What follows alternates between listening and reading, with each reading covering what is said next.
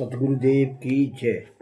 बंदी छोड़ सतगुरु रामपाल जी महाराज जी की दया से जीने की राह अपन पुस्तक पढ़ रहे थे। उसमें अपन ने अभी तक पढ़ लिया था भूमिका।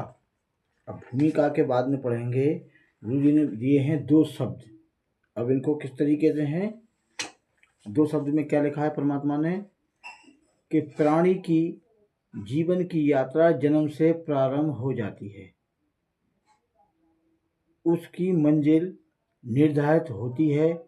यहाँ इस पवित्र पुस्तक में मानव जीवन की यात्रा के मार्ग पर विस्तार पूर्वक वर्णन है।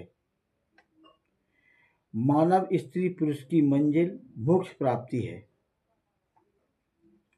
मोक्ष प्राप्ति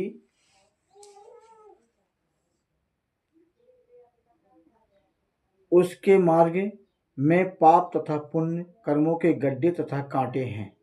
आप जी को आश्चर्य होगा कि पाप कर्म तो बाधक होते हैं और पुण्य तो सुखदायी होते हैं। इनको गड्ढे कहना उचित नहीं है। इसका संक्षिप्त वर्णन।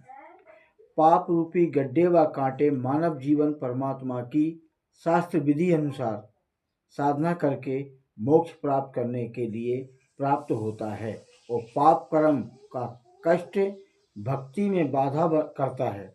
उदाहरण के लिए पाप कर्म के कारण शरीर में रोग हो जाना,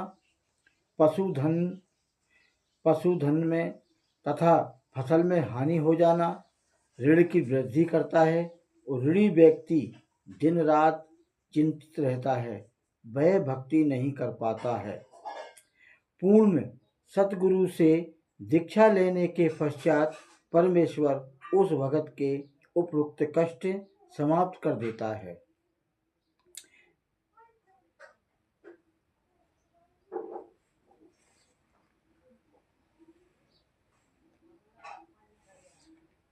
है।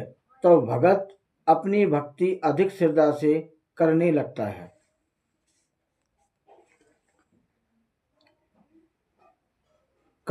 है, परमात्मा पर विश्वास पड़ता है और दृढ़ रहता है।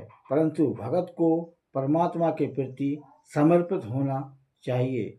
ऐसे पतिव्रता स्त्री अपने पति के अतिरिक्त किसी अन्य पुरुष की कामपूर्ति के लिए सपन में भी नहीं चाहती, चाहे कोई कितना भी सुंदर हो।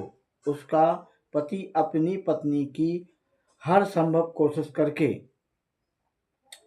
सर्व सुविधाएं उपलब्ध करवाता है। विशेष प्रेम